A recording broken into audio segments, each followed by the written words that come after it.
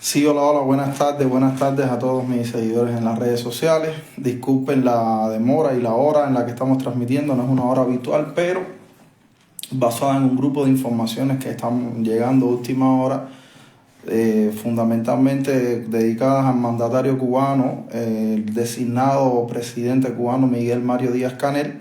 Hemos tenido que alargar un poco el horario de transmisión para poder reunir un poco más de información a partir de la visita que ha realizado a Santiago de Cuba y a partir de las declaraciones que le dio junto al ministro de Energía y Minas, Vicente de la O. Levi, en la mesa informativa que se transmitió ayer. Quería compartir con ustedes mis impresiones, más allá que lo que las imágenes que se quisieron transmitir. Sigue el gobierno cubano buscando un lenguaje confuso que confunde mucho a la población y a la sociedad que los escucha. Usan un lenguaje tecnicista malintencionado, un lenguaje que confunde y que esconde la verdad.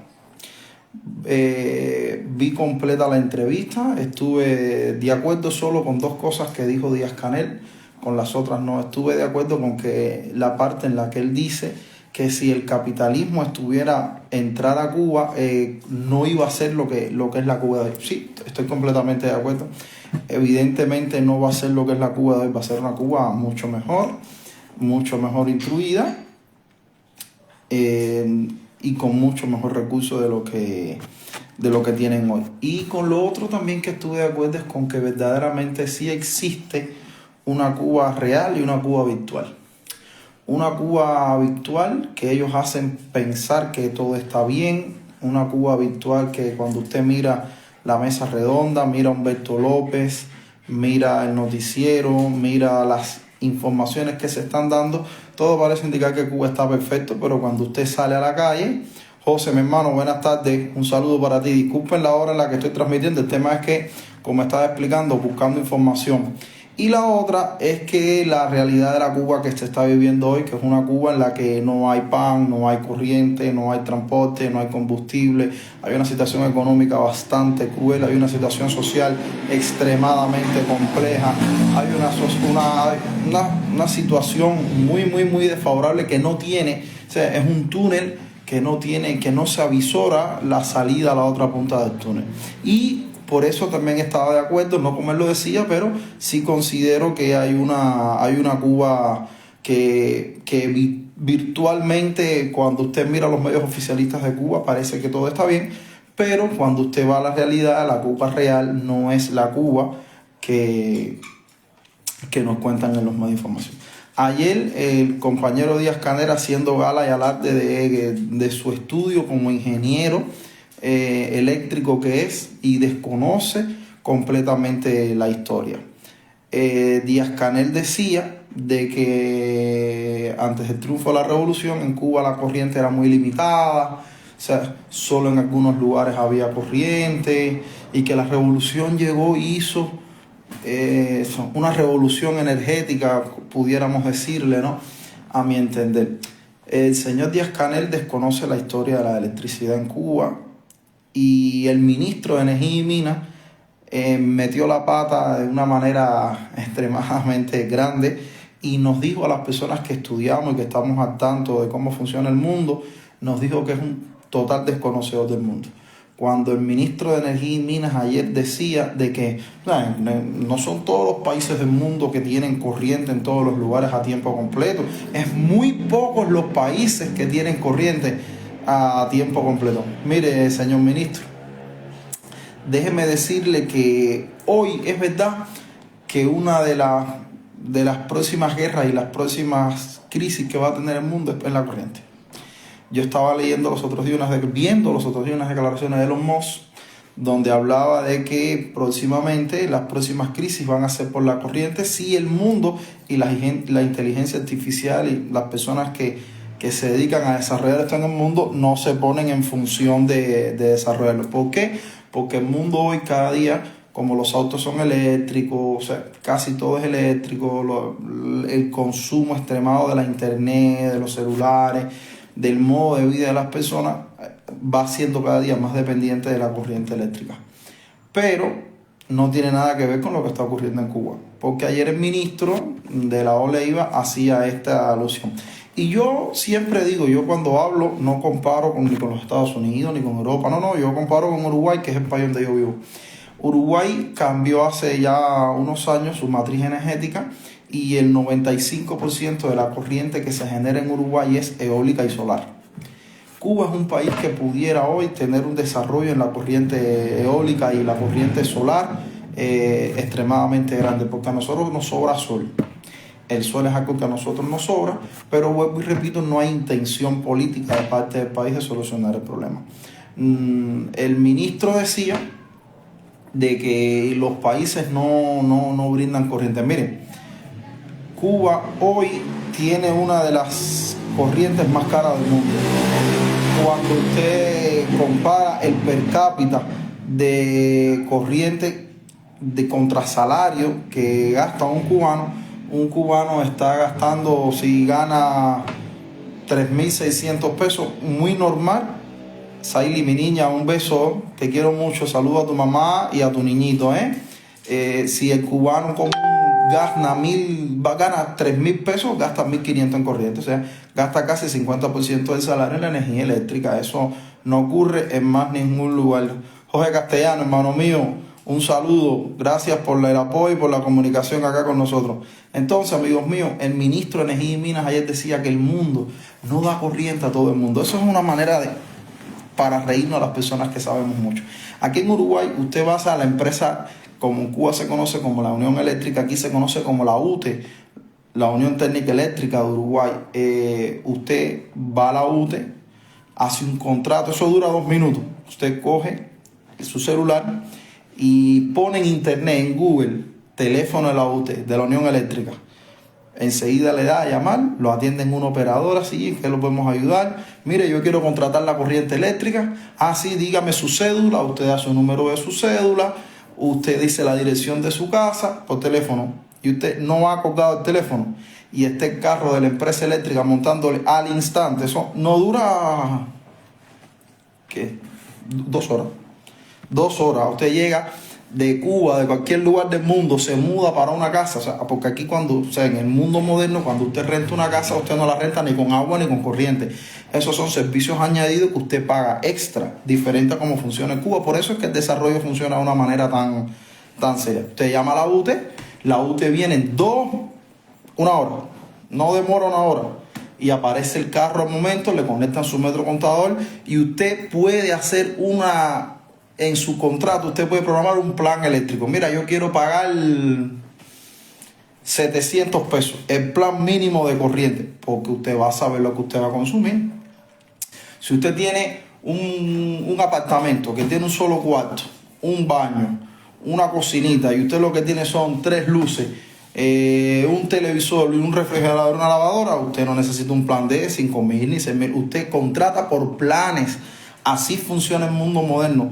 Eso no es que vienen para acá y gastaste 17.000 kilowatts, dale, como están haciéndolo en Cuba la gente. Por ejemplo, un amigo mío me llamaba, como los relojes son eléctricos, electrónicos, y cuando se va la corriente no marcan, la empresa eléctrica ahí les promedia la corriente a ustedes.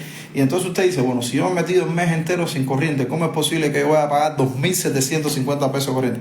Eso no existe en el mundo. Y eso ocurre en la Cuba real, no en la Cuba virtual que Miguel Mario Díaz-Canel estaba hablando ayer.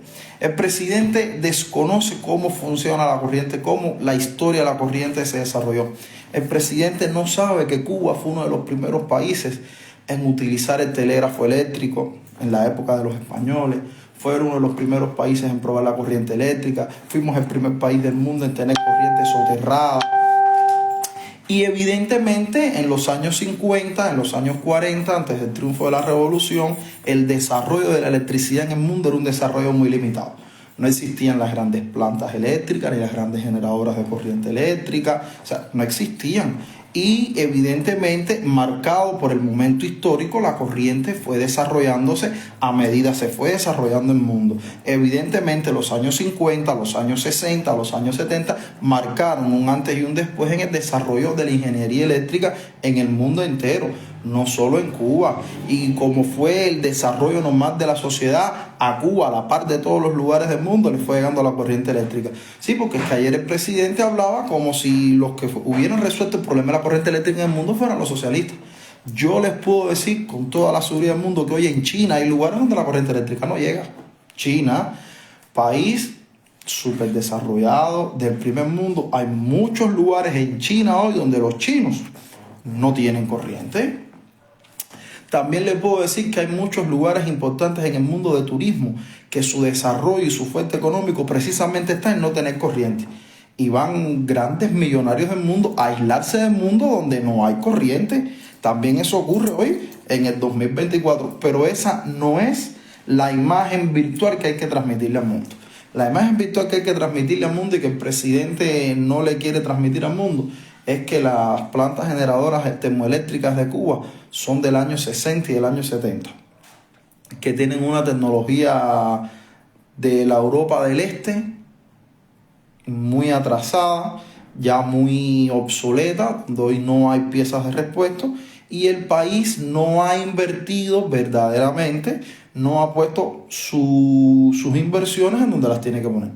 Para el gobierno cubano lo único importante a la hora de invertir es hacer un hotel. Y todo ello se centra en los hoteles.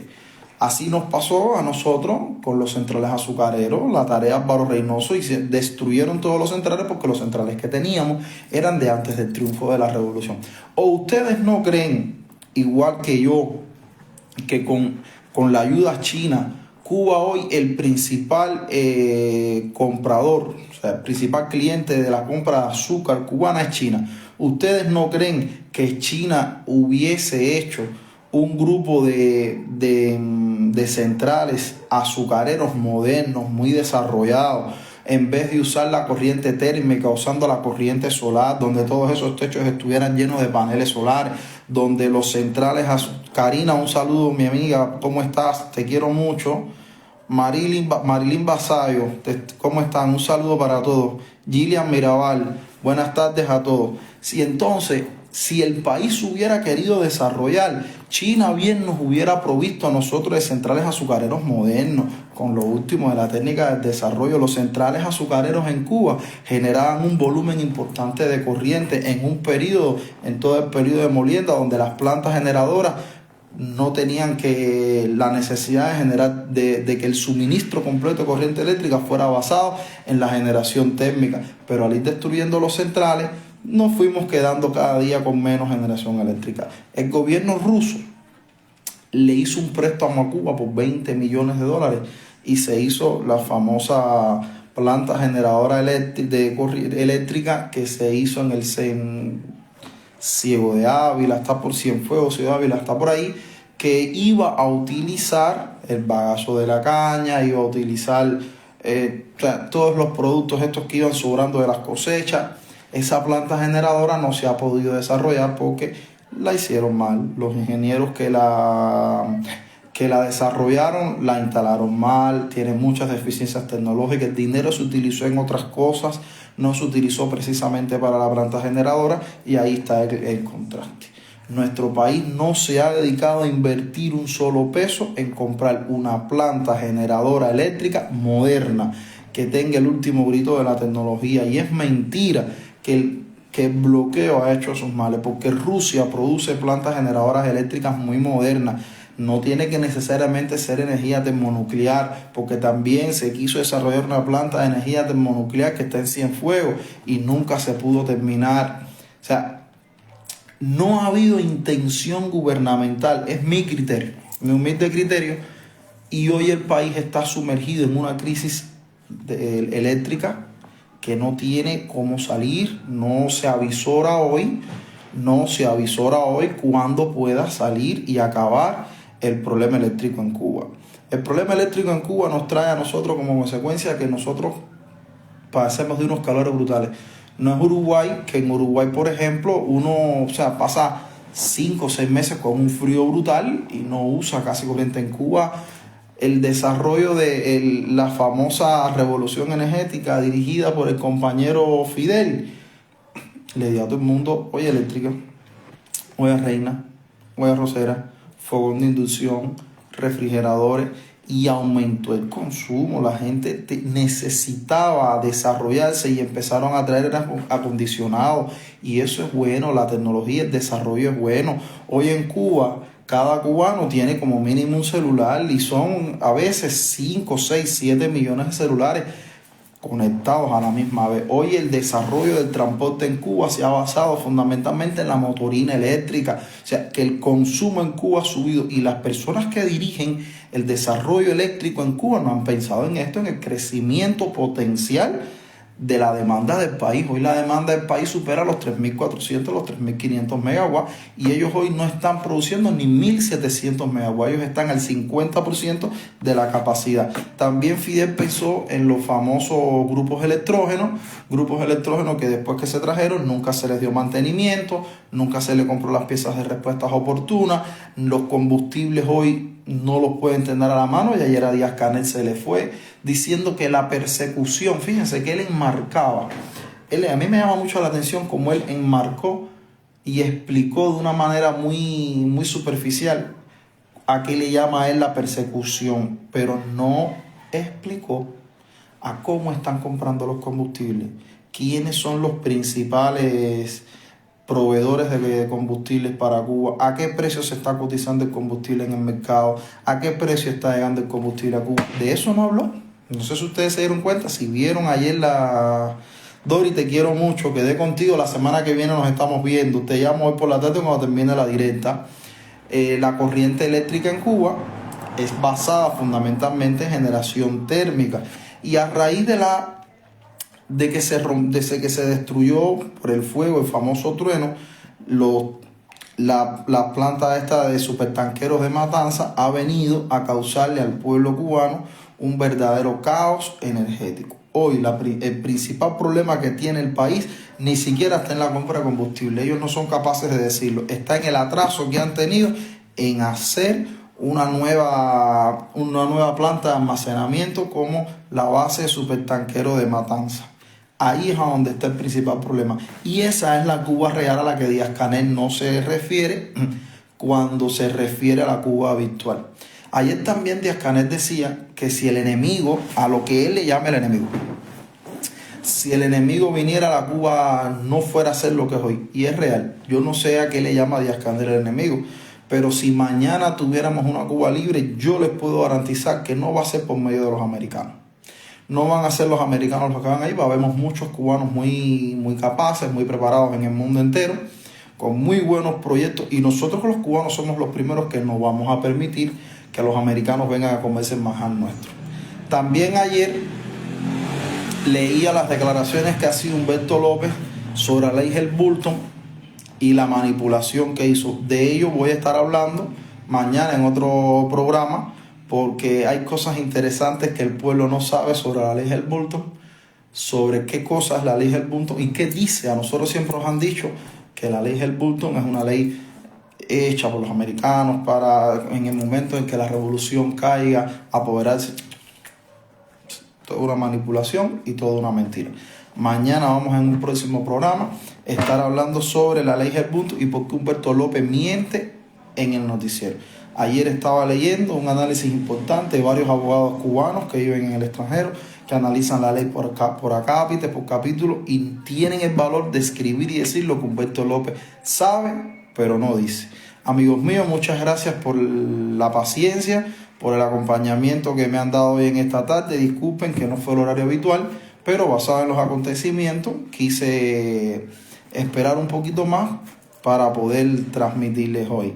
Muchas gracias a todos, muy buenas tardes, los voy a leer a todos, les voy a responder a todos. Hasta mañana.